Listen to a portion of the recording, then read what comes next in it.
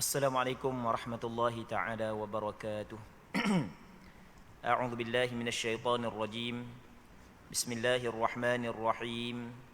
Alhamdulillahi rabbil alamin. Wassalatu wassalamu ala asyrafil anbiya'i wal mursalin wa ala alihi wa sahbihi ajma'in.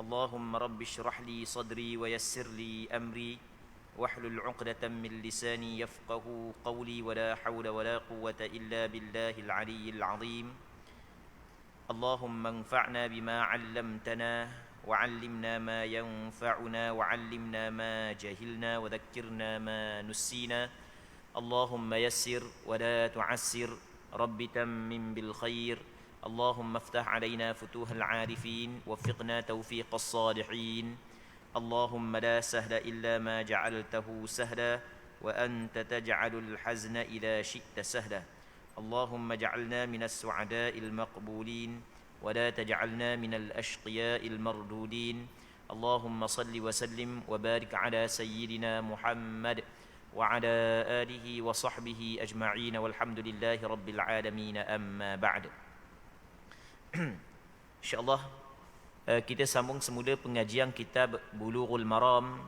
yang dikarang oleh Al-Imam Al-Hafidh Ibnu Hajar Al-Asqalani rahimahullahu subhanahu wa ta'ala, iaitu suatu kitab yang membincangkan tentang hadis-hadis yang berkait dengan hukum hakam. Kita masih lagi dalam perbincangan berkenaan dengan ibadat haji dan umrah. Kita muka surat 258 ataupun hadis yang ke-754, yang mana tajuknya adalah as-saidu lil muhrim, berburu bagi orang yang muhrim, orang yang sedang berihram, sama ada berihram dengan haji ataupun berihram dengan umrah. Muslimin muslimat yang dirahmati oleh Allah Subhanahu wa taala, bagi orang yang sedang mengerjakan haji, begitu juga bagi orang yang sedang mengerjakan umrah, di sana ada pantang larang, di sana ada perkara-perkara yang tidak boleh dia buat selama mana dia berada dalam ihram, selama mana dia sedang mengerjakan haji dan sedang mengerjakan umrah. Antara pantang larang yang dilarang oleh agama kepada orang yang sedang berihram, maksud orang yang sedang berihram adalah orang yang sedang mengerjakan haji dan sedang mengerjakan umrah, ialah berburu binatang perburuan darat. Kita ada binatang laut, kita ada binatang darat. Berburu binatang perburuan darat, hukum dia adalah haram, tidak boleh kepada orang yang mengerjakan haji. Begitu juga orang yang sedang mengerjakan umrah. Baik, bukan setakat diharamkan kepada orang yang mengerjakan haji dan mengerjakan umrah berburu binatang darat, bahkan dia bantu orang berburu pun tidak boleh. Dia suruh orang buru pun tak boleh. Dia bantu orang berburu pun tidak boleh. Tak boleh. Ada orang buru, dia tolong tunjuk je, lari kat tu tadi, bukan boleh ke dia pun, tak boleh. Hukum dia adalah haram. Itu di antara pantang larang yang perlu dijaga oleh orang yang sedang berihram. Pengharaman berburu binatang darat kepada orang yang sedang mengerjakan haji dan mengerjakan umrah dijelaskan di dalam beberapa ayat di dalam Al-Quranul Karim. Allah Subhanahu wa taala berfirman dalam Al-Quranul Karim, يا أيها الذين آمنوا ليبلونكم الله بشيء من الصيد تناله أيديكم ورماحكم ليعلم الله من يخافه بالغيب فمن اعتدى بعد ذلك فله عذاب أليم. Maksudnya, wahai orang-orang yang beriman, sesungguhnya Allah Subhanahu wa taala akan uji kamu. Allah Subhanahu wa taala akan cuba kamu dengan haiwan perburuan yang dapat dicapai oleh tangan-tangan kamu. Jadi ketika mung sedang berihram nak pergi buat haji ke buat umrah ke Mekah tu, dalam perjalanan jumpa dengan binatang-binatang burung ke, ayam hutang ke, anak ayam hutang ke, sebagai contoh, burung ke, ataupun binatang-binatang perburuan yang lain yang boleh dicapai dengan tanganmu, Allahu Rabbi. tekah dak buat umrah, tekah dak buat haji, payah nak jumpa. Tekah dalam tu jadi mudah nak jumpa dak sekarang. Mudah nak capai dengan tangan. Begitu juga warimah hukum. Mudah dilancar dengan lembing-lembing kamu kalau hak yang jenis besar-besar. Dekat sangat denganmu. Baik. Sebab dia supaya Allah Subhanahu wa taala nak tahulah siapa hak yang betul-betul takut kepada Allah Subhanahu wa taala ketika dia tidak melihat Allah Subhanahu wa taala. Sesiapa hak yang melampaui perkara tersebut, maka dapat baginya azab yang pedih. Tengok Allah Subhanahu wa taala larang. Lalu tu Allah Taala kata lagi, ya ayyuhallazina amanu la taqtulus sayda wa antum hurum. Wahai orang-orang yang beriman, jangan sekali-kali kamu membunuh binatang perburuan ketika kamu sedang ihram. Tapi kalau orang tu sengaja bunuh juga sedangkan dia sedang berihram, maka dia telah melakukan dosa. Dosa. Wajib dia kena bertaubat. Di samping dia bertaubat, dia kena bayar denda. Denda dia lagu mana? Allah Subhanahu wa taala menyebut dalam Al-Quranul Karim, "Wa man qatalahu minkum muta'ammidan fajazaa'un mithlu ma qatala minan na'ami yahkumu bihi dhawa 'adlin minkum hadiyan balighal Ka'bah." Sesiapa hak yang bunuh dari kalangan kamu binatang perburuan dengan sengaja, maka bayarannya adalah seumpama binatang ternakang ataupun binatang ternakang yang seumpama binatang hak perburuan hak yang dia bunuh. Tengok mana hak yang sebanding binatang ternakang hak yang sama dengan binatang perburuan hak yang dia bunuh. Kalau dia bunuh rusa, hak yang sebanding dengan rusa adalah lembu sebagai contoh. Maka dia kena bayar lembu. Yang mana untuk nak tahu binatang ni ukuran dia dengan binatang benda, binatang ni ukuran dia dengan binatang benda, hak tu mesti diputuskan oleh dua orang yang adil dari kalangan kamu. Binatang hak yang mung kena bayar daripada binatang ternakang, sama ada unta ataupun lembu ataupun kambing, hak tu adalah sebagai hadiah yang mung akan bagi kepada Kaabah dengan maksud mung kena pergi sembelih di tanah haram Mekah, lepas tu mung kena bagi kepada fakir miskin di sana. Ataupun kalau tidak mampu buat begitu, ataupun boleh mung pilih untuk bayar kifarat makanan kepada orang miskin. Jadi inilah harga binatang tersebut. Daripada nilai yang tersebut beli makanan bagi kepada fakir miskin. Ataupun bagi puasa pun tak apa. Tapi puasa saat ni tu dengan bilangan cupok. Jadi kalau menilai harga binatang ni sekian, kalau beli makanan asasi banyak mana cupok dia, maka secupok sehari puasa. Tu banyak tu banyak kalau misalnya siapa ke boleh beli harga dia 100 cupok 100 hari, kalau 1000 cupok dak ke 1000 hari kena puasa. Baik. Muslimin muslimat yang dirahmati oleh Allah Subhanahu wa taala. Benda yang kita nak sebut, orang hak yang berburu tidak orang hak yang berihram tidak boleh dia berburu, yang mana pengharaman berburu kepada orang yang sedang berihram hak tu disebut di dalam Al-Quran secara jelas. Baik.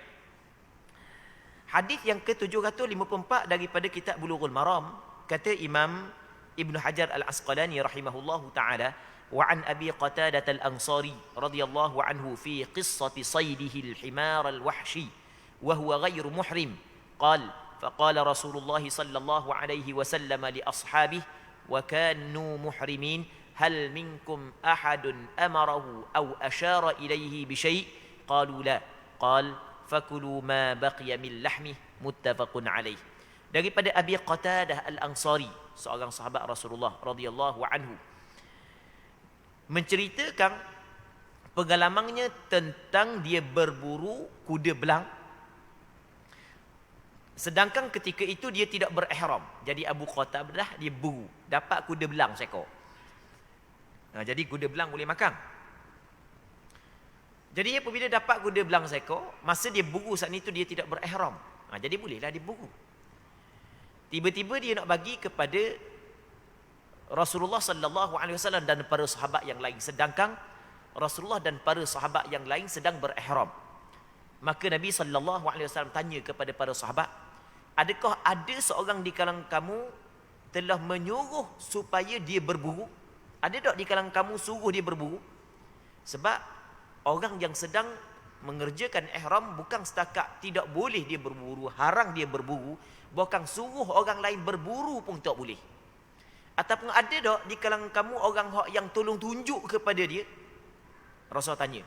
Maka sahabat-sahabat yang sedang berihram bersama dengan Rasulullah menjawab, tidak wahai Rasulullah.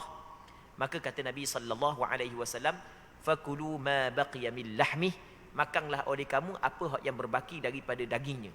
Maksudnya, ketika orang yang bukan berihram buru, dan bukan orang yang berihram suruh dia buru, dan bukan orang yang ihram bantu dia berburu, maka ketika tu binatang tersebut boleh dimakan oleh orang yang sedang berihram. Okey, itu maksud daripada hadis ni. Muslimin muslimat yang dirahmati oleh Allah Subhanahu wa taala. Seterusnya katanya, wa anis Sa'b bin Jathamah al-Laythi radhiyallahu anhu annahu ahda li Rasulillah sallallahu alaihi wasallam himaran wahshiyya wa huwa bil abwa aw biwaddan faraddahu alaihi wa qala inna lam naruddahu alayka illa anna hurum, muttafaqun alaih. Maksudnya daripada As-Sa'b bin Jathamah al-Laythi radhiyallahu anhu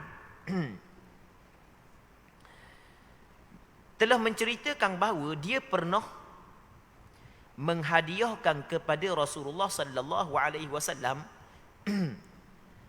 ketika Rasulullah berada di Abwa ataupun ketika Rasulullah berada di Waddan. Abwa dengan Waddan ni adalah nama satu tempat di antara Mekah dan Madinah. Jadi ketika Rasulullah sampai di tempat tersebut, ada seorang sahabat yang dikenali sebagai Sa'b bin Jathamah menghadiahkan kepada Rasulullah sallallahu alaihi wasallam kuda belang, hasil daripada perburuan dia.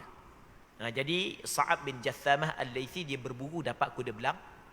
Jadi ketika Rasul sampai di Abwa ataupun di Waddan, nama kepada tempat, maka dia pun hadiah kepada Rasulullah sallallahu alaihi wasallam kuda belang tersebut yang dia berburu. Dia hadiah kepada Rasulullah. Rasulullah sallallahu alaihi wasallam dia menerima hadiah. Tetapi Rasulullah sallallahu alaihi wasallam tidak menerima sedekah. Sebab itulah Sa'b bin Jathamah dia menghadiahkan kepada Rasulullah kuda belang tersebut. Namun ternyata baginda menolaknya. Rasulullah tak terima apa yang dia bagi kepada Rasulullah. Seraya bersabda, Rasulullah tolak sambil Rasul khabar, sesungguhnya kami tidak mahu menerimanya darimu, tiada lain kerana kami sedang berihram. Kami tidak terima ni pemberianmu kuda belang ni, tak ada punca lain, tak ada sebab lain, melainkan sebab kami sedang berihram. Muslimin muslimat yang dirahmati oleh Allah Subhanahu wa taala. Hadis ni dikeluarkan oleh Imam Bukhari dan Muslim. Hadis yang sebelum tadi, yang kita baca tadi, juga dikeluarkan oleh Imam Bukhari dan Muslim. Ketika Abu Qatadah bagi kepada sahabat dan Rasulullah kuda belang, maka Rasulullah sallallahu alaihi wasallam suruh sahabat makan. Dan di sana ada riwayat yang lain menyebut bahawasanya Rasulullah sallallahu alaihi wasallam sendiri pun makan. Rasulullah sallallahu alaihi wasallam sendiri makan. Baik, ada riwayat yang lain menyebut. Tapi dalam riwayat ni, riwayat daripada Sa'b bin Jathamah juga dikeluarkan oleh Imam Bukhari dan Muslim, Rasul menolak. Sebab Rasul kata kami sedang berihram. Nampak dua hadis ni ada sedikit percanggahan. Hak ni Rasul terima, hak ni Rasul tolak. Maka kata Imam Nawawi rahimahullahu subhanahu wa ta'ala, ketika Imam Nawawi menafsirkan ataupun mensyarahkan hadis ini adalah hak yang Abu Qatadah al-Ansari, yang mana Abu Qatadah al-Ansari ketika dia berburu kuda belang, bukanlah orang sahabat-sahabat yang sedang berihram suruh dia berburu, dan tak ada pun sahabat yang sedang berihram bantu dia berburu. Lepas tu dia bukan berburu untuk Rasulullah dan sahabat yang sedang berihram.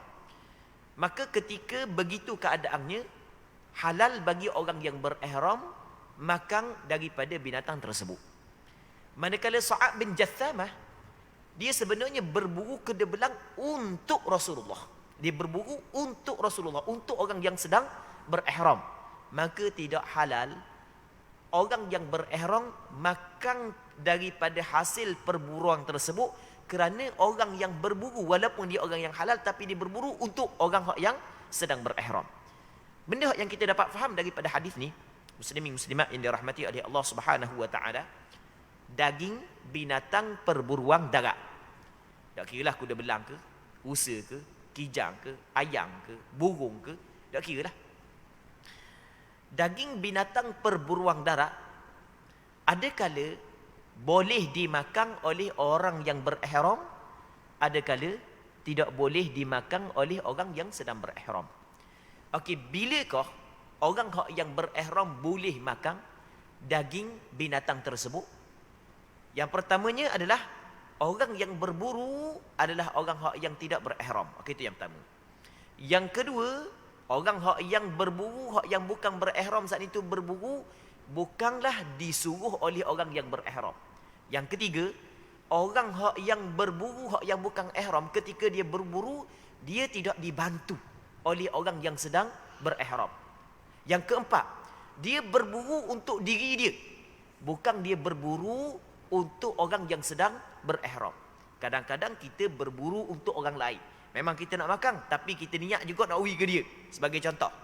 Baik, tu kita berburu untuk orang lain. Maka apabila cukup 4 syarat tersebut, boleh orang yang sedang berihram makan daripada daging perburuan tersebut. Apabila cukup 4 syarat sana ni, orang yang sedang berihram, sama ada berihram haji ataupun berihram umrah, boleh dia makan binatang perburuan tersebut. Okey, boleh faham kan? Boleh boleh makan. Berbeza kalau sekiranya orang yang berburu tu orang yang sedang berihram, tidak halal, haram makan binatang tersebut, bangkai binatang tu.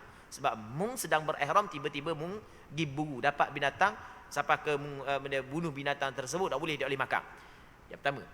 Yang kedua, orang yang berburu adalah orang yang tidak berihram, tetapi dia disuruh oleh orang yang berihram, maka daging binatang tersebut tidak halal kepada orang yang berihram.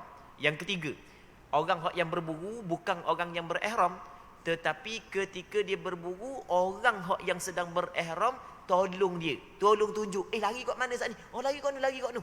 Sebagai contoh. Maka tidak boleh juga orang yang sedang berihram makan daripada daging tersebut.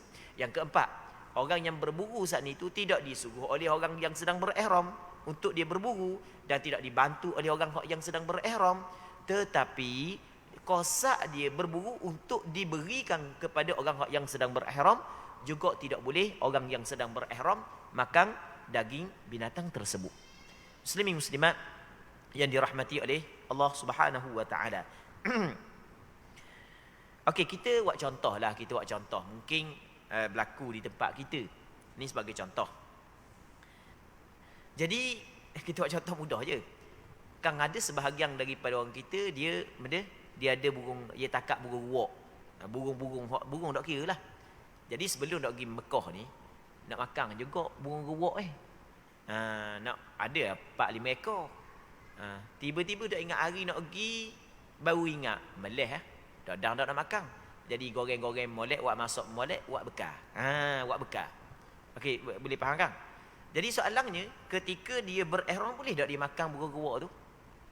Okey, jawapan dia boleh. Sebab dia boleh, kerana masa dia takak burung ruak saat itu, dia tidak lagi berihram. Okey, boleh faham kan? Masa dia takak, dia tidak berihram, siap dah kedah. Baik, boleh makan. Tak mau makan, wui kamba. Muslimin muslimat yang dirahmati oleh Allah Subhanahu wa taala. Tapi contoh, dia duduk Mekah dah, sedang berihram dah, tapi duduk sana, duduk teliuk burung ruak. Duduk teliuk burung ruak. Dia pesan kawan-kawan, ada kawan dia nak mari seminggu lagi nak naik Mekah. Dia sedang berihram sana tau. Kalau dia berihram lain lah, sedang berihram sana tau. Tiba dia pesan, kata Allah, dak negara tidur. Dak negara tidur, buat mari kau sekor. Demo buat mari itulah, demo suruh kat. Tu tak boleh. Hukum dia adalah haram sebab dia sedang berihram. Itu sebagai contohlah. Muslimin muslimat yang dirahmati oleh Allah Subhanahu wa taala.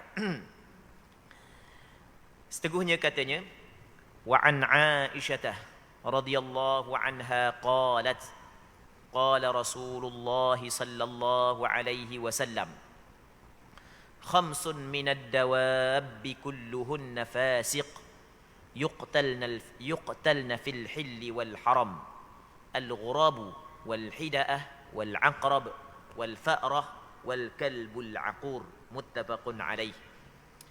Daripada Aisyah radhiyallahu taala anha katanya, Rasulullah sallallahu alaihi wasallam pernah bersabda, ada lima jenis haiwan binatang yang boleh dibunuh, baik di tanah haram, baik di tanah suci ataupun di tanah halal, mahupun di tempat yang lain.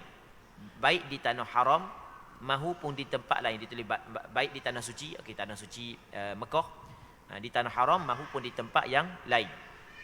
Kerana semuanya berbahaya, iaitu burung helang.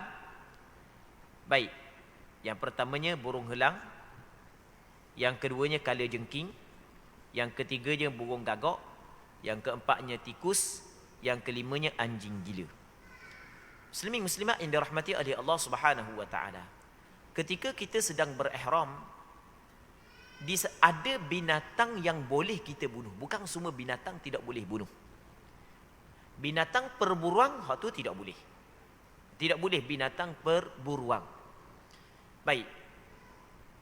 Bukan setakat tak boleh kita bunuh, bahkan menakutkan binatang perburuan pun dilarang. Bagaimana menakutkan? Sebagai contoh, kita sedang berihram. Tiba-tiba kita tengok burung pati banyak. Kita pergi kejar. Hak tu tidak dibolehkan. Tu kena ingat tu. Bagi orang yang sedang berihram, sama ada berihram dengan umrah ataupun berihram dengan haji. Baik. Namun di sana ada binatang yang boleh dia bunuh. Dan binatang yang boleh dibunuh saat itu, ada kala binatang yang boleh kita makan, ada kala binatang tu tak boleh makan. Hak yang boleh makan adalah binatang perburuan laut. Kerana Allah Subhanahu wa taala menghalalkan, Allah Subhanahu wa taala mengizinkan kepada orang yang sedang berihram berburu perburuan laut. Dalam Al-Quran Allah Subhanahu wa taala berfirman, "Uhilla lakum saydul bahri wa ta'amuhu mata'an lakum walis-sayyarah." Maksudnya dihalalkan kepada kamu wahai orang yang sedang berihram perburuan laut. Maksudnya binatang air boleh, tak ada masalah. Katakanlah orang tu dia memang kaki ngai, sebagai contohlah kaki ngai. Gi mana-mana jorang tak pernah tinggal. Kaki ngai, tak boleh. Dak ngai sehari tu macam benda dah nak tidur lah, dak jenera tidur. Memang jenis orang yang terkena atungai memang gitulah, orang yang memang kena atungai kan. Kita yang dak kena atungai, dak gitu, ada orang dak kena atungai gitulah. Gi mana-mana bawa jorang dia, mata kain dak tinggal. Sampai ke gi Mekah pun selik juga jorang dalam beg. Sebagai contoh. Tiba-tiba lepas daripada turun di airport sana, lepas tu bah bawa berhenti tepi laut. Nak makan dulu situ.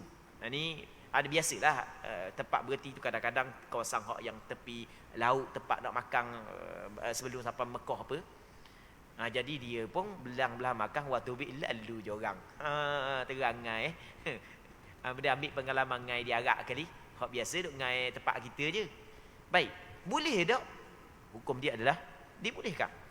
Kerana dihalalkan kepada orang yang sedang berihram binatang perburuan laut. Dan begitu juga di sana ada binatang yang boleh dibunuh, yang tidak boleh makan. Walaupun dia sedang berihram. Disebut dalam hadis yang kita baca tadi, hadis yang dikeluarkan oleh Imam Bukhari dan Muslim, kata Nabi sallallahu alaihi wasallam, ada 5 binatang yang dikenali sebagai binatang perosok. Fawasiq, binatang ni perosok. Yang mana binatang ni boleh dibunuh ketika di tanah haram, begitu juga di tanah halal. Di tanah halal macam tempat kita, di tanah haram, tanah haram Mekah, boleh bunuh. Yang pertamanya adalah burung gagak. Burung gagak yang pemakan bangkai. Burung gagak hak yang pemakan bangkai boleh bunuh. Okey, itu yang pertama. Yang keduanya adalah burung helang. Hak yang makan anak ayam, makan hak jenis lagu itulah boleh bunuh. Walaupun kita berada di tanah haram Mekah. Dia bukan masuk wajib bunuh, bukan maksud wajib bunuh. Maksudnya boleh bunuh. Kalau bunuh tak berdosa. Nak cerita gitu. Bukan maksud wajib kena bunuh, bukan. Jadi kalau mung sedang berihram sekalipun tak ada masalah membunuh binatang ni. Yang ketiganya adalah kalajengking. Boleh bunuh kalajengking. Yang keempatnya adalah tikus. Tikus juga makhluk berosok. Habis baju-baju kitanya kering. Baik, yang kelimanya adalah anjing gila. Anjing gila ni anjing hak yang mendatangkan mudarat. Dia anjing gila jangan main. Mulut dia tu bahaya. Kekoh kau pas hospital. Kadang-kadang seminggu duduk hospital. Dah kena kekoh dia kau. Jadi anjing gila boleh bunuh. Bukan setakat boleh bunuh. Kalau anjing yang mendatangkan mudarat, bukan hukum dia adalah sunat bunuh.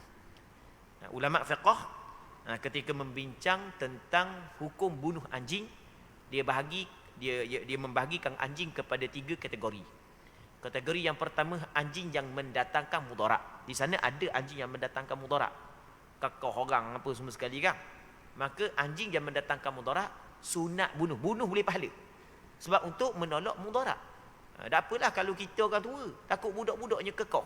Tak siang budak-budaknya kekoh. Okey, itu yang pertama. Yang keduanya adalah anjing yang mendatangkan manfaat. Di sana ada anjing yang mendatangkan manfaat. Sebagai contoh anjing jaga kebun. Sebagai contoh anjing yang digunakan untuk berburu. Baik, maka hukum dia haram bunuh. Okey, 2. Anjing yang mendatangkan manfaat haram bunuh. Yang ketiganya, anjing tidak mendatangkan mudarat dan tidak mendatangkan manfaat. Anjing liar. Mudarat pun tak, dia tengok kita dia lari. Baik, mendatangkan manfaat pun tak. Apakah hukum bunuh? Maka untuk kategori yang ketiga ini, ulama berbeza pandangan. Ada sebahagian daripada ulama berpandangan bahawasanya sunat bunuh, dan ada sebahagian yang lain berpandangan adalah haram bunuh. Baik, jadi sebaik daya bunuhlah kalau sekiranya dia tidak mendatangkan mudarat, kerana di sana ada pandangan yang mengatakan haram bunuh. Tapi kalau dia mendatangkan mudarat, bukan setakat boleh bunuh, bukan sunat bunuh. Bunuh ikutlah bunuh dengan benda pun. Atas kepandaian kita lah. Muslimin muslimat yang dirahmati oleh Allah Subhanahu wa taala. Dalam kita membunuh binatang yang diizinkan oleh syarak untuk kita membunuh, kita mesti kena menjaga perkara-perkara yang ditetapkan oleh syarak. Iaitu kita tidak boleh bunuh dengan cara menyeksa binatang tersebut. Kita kena bunuh dengan cara yang baik. Kita guna cara hak yang cepat mati. Tak boleh. Kita seksa kat kaki dulu pak. Gerang sangat. Ni makan kambing aku. Ni makan ayam aku. Ni baru jumpa. Lama mana dah duk cari Setahun lebih duk cari baru dang. Kerak kaki kanan dulu. Duk sebetul kerak kaki kiri pula. Laksanakan hukum hudud kepada anjing tersebut. Tak boleh. Tak boleh gitu. Hukum dia adalah tidak dibolehkan. Haram buat lagu tu. Kerana apa yang diperintah oleh agama kita adalah kita kena berbuat baik. Sehingga kepada binatang, walaupun diizin kita bunuh binatang tersebut, tapi kita kena elokkan cara pembunuhan. Nabi SAW bersabda dalam satu hadis, innallaha katabal ihsana ala kulli syai' fa idza qataltum fa ahsinul qitlah. Kata Rasulullah SAW, sesungguhnya Allah Taala telah menetapkan ihsan, berbuat baik kepada setiap sesuatu. Agama kita adalah agama ihsan, agama berbuat baik, sehingga kepada binatang. Rasulullah menyebut Allah Taala telah menetapkan ihsan, berbuat baik kepada setiap sesuatu. Kata Rasulullah, fa idza qataltum fa ahsinul qitlah. Apabila mu nak bunuh sesuatu benda yang diizinkan mu bunuh, maka mu kena elokkan cara pembunuhan. Jangan bunuh menggunakan cara yang lambat mati, jangan. Jadi bunuh biar cepat mati. Muslimin muslimat yang dirahmati oleh Allah Subhanahu wa taala. Seterusnya katanya, wa an ibni Abbas radhiyallahu anhuma anna an-nabiy sallallahu alaihi wasallam ihtajam wa huwa muhrim, muttafaqun alaih. Daripada Abdullah bin Abbas radhiyallahu taala anhuma. Daripada Abdullah bin Abbas, seorang sahabat Nabi sallallahu alaihi wasallam radhiyallahu anhuma, katanya Nabi sallallahu alaihi wasallam pernah berbekam sedangkan baginda di dalam ihram. Hadis muttafaqun alaih. Muttafaqun alaih dengan maksud hadis ini sepakat mengeluarkannya oleh Imam Bukhari dan Muslim. Imam Bukhari mengeluarkan hadis ini di dalam kitab sahihnya, manakala Imam Muslim juga mengeluarkan hadis ini di dalam kitab sahihnya. Jadi apabila kita kata hadis ni dikeluarkan oleh Imam Bukhari dan Muslim di dalam kitab sahih bagi keduanya, maka tidak perlu lagi kita tanya. Tak perlu kita tanya lagi hadis ni sahih ke tak. Sebab kalau hadis tu dikeluarkan oleh Imam Bukhari dalam kitab sahihnya, maka ulama kata hadis itu adalah hadis sahih. Kalau ini secara umum lah, secara kasar lah. Kalau perincian ada lagi. Baik. Kalau hadis tersebut dikeluarkan oleh Imam Muslim dalam kitab sahihnya, maka dikirakan hadis sahih. Ataupun cakap lebih tepat lagi, setiap hadis yang sanad dia bersambung, yang dikeluarkan oleh Imam Bukhari dalam kitab sahihnya, dikeluarkan oleh Imam Muslim dalam kitab sahihnya, maka hadis itu adalah hadis sahih. Tapi dengan syarat sanad yang bersambung. Itu cakap lebih terperinci lagi. Jadi hadis ini dikeluarkan oleh Imam Bukhari dan Muslim dalam kitab sahih bagi keduanya, jadi bermakna hadis ini adalah hadis sahih. Jadi benda yang disebut oleh Abdullah bin Abbas, Nabi sallallahu alaihi wasallam ketika sedang berihram, Nabi sallallahu alaihi wasallam berbekam. Maka apa yang kita faham di sini adalah seseorang yang sedang berihram boleh dia berbekam. Jadi orang yang sedang berihram boleh dia berbekam. Cuma kita kena ingat ia berbekam ni ada kala di kepala, ada kala pada anggota-anggota yang lain. Cuma kita kena ingat antara pantang larang kepada orang yang sedang berihram adalah menghilangkan bulu dan rambut. Dia menghilangkan rambut dan menghilangkan bulu. Jadi bagi orang yang ingin berbekam ketika dia sedang berihram, jangan sekali-kali dia menghilangkan bulu dia dan rambut dia. Kalau berbekam tanpa menghilangkan bulu, tanpa menghilangkan rambut, hukum dia adalah dibolehkan. Tetapi kalau menghilangkan rambut, menghilangkan bulu, maka hak tu tidak dibolehkan kerana dia telah langgar pantang larang. Perbuatan tersebut menyebabkan dia kena bayar dam. Muslimin muslimat yang dirahmati oleh Allah Subhanahu wa taala. Seterusnya katanya, wa an Ka'b bin Ujrah radhiyallahu anhu qala humiltu ila Rasulillah sallallahu alaihi wasallam wal qamlu yatanatharu ala wajhi فقال ما كنت أرى الوجع بلغ بك ما أرى تجد شاه قلت لا قال فصم 3 أيام أو أطعم 6 مساكين لكل مسكين نصف صاع متفق عليه.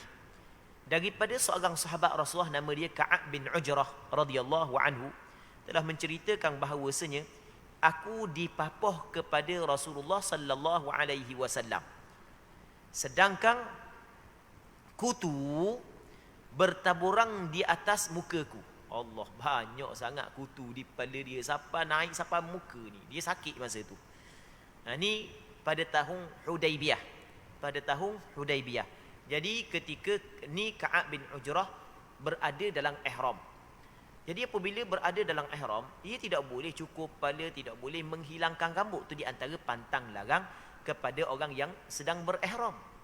Tiba-tiba dia sakit. Itu penuh atas kepala. Penuh sampai naik atas muka. Lepas tu orang bawa pergi jumpa dengan Nabi sallallahu alaihi wasallam. Maka baginda bersabda, aku tidak mengira kalau gangguan di kepalamu separah yang kulihat. Tak suka sampai kepada tahap ni teruknya sakitmu ni. Baik. Maka kata Nabi sallallahu alaihi wasallam, apakah kamu mempunyai kambing?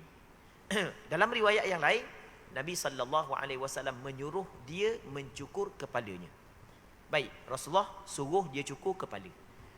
Maka berpandukan kepada hadis ini, kata ulama fiqh bahawasanya kalau orang tu ada masalah di kepala dia, ada masalah contoh kutu ke, sakit ke, yang perlu kepada dia cukur kepala, maka ketika tu boleh dia cukur kepala walaupun dia sedang berihram. Kutu pernah atas kepala dia, maka dia nak hilangkan perkara tersebut kena cukur kepala. Sedangkan dia sedang berihram, maka kata ulama boleh dia cukur kepala kerana ada keperluan. Sama juga kita kata orang tu luka, lepas tu nak jahit warna tempat luka, mesti kena buang sikit rambut. Maka boleh buang rambut. Boleh buang rambut kerana ada keperluan. Baik. Jadi apabila Rasul suruh cukur, dia cukur kepala, maka Rasul tanya, adakah mung ada seekor kambing? Sebab dia, sebab cukur kepala saat ni tu, cukur kepala walaupun dia boleh ketika ada hajat, tapi tetap kena bayar dam. Tetap dia kena bayar dam. Sebab tu Rasul tanya, ada tak kambing untuk sembelih? Kena bayar dam sebab mung cukur kepala. Baik, dia kata tak ada. Kalau gitu kata Rasulullah, mung kena puasa sebanyak 3 hari. Kalau gitu mung puasa sebanyak 3 hari. Ataupun memberi makan kepada 6 orang miskin, setiap orang miskin membagi setengah gantang. Setiap orang miskin membagi setengah gantang. Jadi pendek kata, kesimpulannya, ketika seorang saat itu ada keuzuran, ada keperluan sehingga dia terpaksa kena cukur kepala dia, kena menghilangkan sebahagian daripada rambut dia, maka ketika itu tidak lagi menjadi pantang larang ataupun tidak lagi haram untuk dia menghilangkan rambut dia. Boleh dia menghilangkan rambut dia pada ketika itu. Cuma ketika dia menghilangkan rambut dia, maka kata ulama tetap wajib dia kena bayar denda. Mesti dia kena bayar denda. Dosa dia cukur rambut, tapi tetap dia kena bayar denda. Denda dia yang pertamanya adalah sembelih seekor kambing, ataupun dia puasa sebanyak 3 hari, ataupun dia bagi makan kepada 6 orang miskin yang berada di tanah haram. Sama ada orang miskin, tak kira orang mana pun, bagi 6 orang fakir miskin. Setiap fakir miskin itu bagi setengah gantang. Hak ni hak yang disebut di dalam hadis ni. Muslimin muslimat yang dirahmati oleh Allah Subhanahu wa taala. Maka kita dapat faham daripada hadis ini adalah ketika orang tu ada keuzuran sehingga dia kena hilangkan rambut dia, tetap dia kena bayar denda dia. Maka sama juga kalau orang saat itu terlupa menggugurkan rambut dia ketika dia sedang berihram, tetap dia kena bayar denda. Okey. Benda yang kita nak cerita, katakanlah dia saat itu sedang berihram.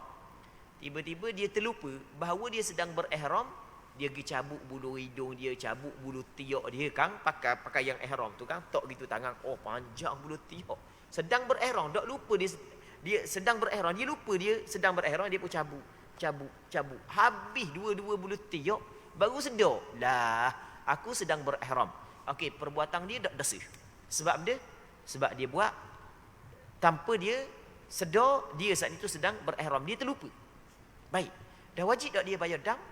Kata ulama, tetap wajib dia kena bayar dam. Sama ada sembelih seekor kambing, ataupun puasa 3 hari, ataupun bagi makan kepada 6 orang miskin. Sebab dia tetap wajib juga dia kena bayar dam, kerana ni tengok dalam hadis ni, orang yang menghilangkan rambut saat itu kerana ada keuzuran pun kena bayar dam, maka sama juga orang yang terlupa juga tetap kena bayar dam. Dia berbeza kalaulah dia langgar pantang larang yang tidak melibatkan itlaf. Itlaf ni menghilangkan sesuatu. Contoh, benda ni kita sebut daripada minggu lepas. Contoh, dia dah ingat nak pecah spender. Sebagai contoh, dah ingat nak pecah spender masa pakai kain ihram saat itu. Siap buat umrah apa semua sekali, baru pecah spender lah. Aku dah ingat nak pecah. Sebagai contoh, dah ingat nak pecah stokeng. Dah ingat silapnya pakai kasut. Sebagai contoh, terlupa pakai kasut, terlupa pakai baju, terlupa pakai piyah, terlupa pakai serban, terlupa pakai minyak atar, terlupa pakai minyak rambut. Sebagai contoh, ketika dia sedang berihram, maka tak dosa dan tidak wajib dia bayar dam. Baik, dia benda pantang larang hak yang dilakukan oleh orang hak yang sedang berihram, kalau tidak disengajakan tak dosa. Hak yang dosa kalau disengajakan. Cuma adakah kena bayar dam ataupun tidak selepas daripada tu, maka kena tengok. Kena tengok lagu mana. Kalau melibatkan bersenang, melibatkan kesenangan, melibatkan perhiasan, melibatkan kesenangan, maka ketika tu tidak wajib bayar dam. Tapi kalau melibatkan penghilangan ataupun menghilangkan sesuatu perkara, maka wajib kena bayar dam.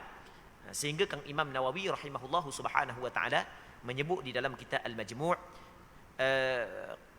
qala Imamul Haramain wal Baghawi wa akharun fi dhabit hadhihi al-masail telah berkata oleh Imamul Haramain Al-Juwaini dan Imam Baghawi dan ulama-ulama yang lain pada menetapkan ketetapan permasalahan ini adalah idza fa'ala al-muhrim mahdhuran min mahdhuratil ihrami nasiyan aw jahila. Sekiranya orang yang sedang mengerjakan ihram melakukan perkara yang dilarang dalam keadaan dia lupa ataupun dia jahil hukum, fa in kana itlafa ka qatli as-sayd wal halqi wal qalmi ataupun wal fal madhhabu wujubul fidyah. Maka jika adalah benda itu melibatkan menghilangkan sesuatu, meluputkan sesuatu, membinasakan sesuatu seperti membunuh binatang perburuan ataupun cukur ataupun kerak kuku, maka pandangan yang kuat adalah wajib dia kena bayar fidyah. Wajib dia kena bayar fidyah. Tak dosa tapi wajib kena bayar fidyah. Baik, tapi wa in kana istimta'an mahdhan, tetapi kalau dia adalah keseronokan, semata-mata keseronokan, maka contoh khatib seperti wangi-wangian, mengambil bau-bauan ataupun wal libas, memakai pakaian ataupun meletakkan minyak di kepala ataupun di janggut ataupun dia terlupa dia cium isteri dia ataupun dia sentuh isteri dia. Baik, selain daripada jima' lah, maka tidak ada fidyah baginya. Baik, muslimin muslimat yang dirahmati oleh Allah Subhanahu wa taala. Jadi yang bersebut masalah ni adalah kerana di sana ada sebahagian daripada orang ketika dia pergi umrah, apabila silap pakai pakaian, apabila silap pakai wangi-wangian, apa terlupanya pakai minyak rambut sebagai contoh, pakai minyak di dagu, di janggut, terus dia kata wajib kena bayar dam. Hak tu salah sebenarnya. Tidak wajib kena bayar fidyah kalau buat secara terlupa, kalau benda tu melibatkan kesenangan. Dia kalau kesenangan ni, istimta' ni sebagai contoh, wangi-wangian tu senang kan, bersuka-suka kan.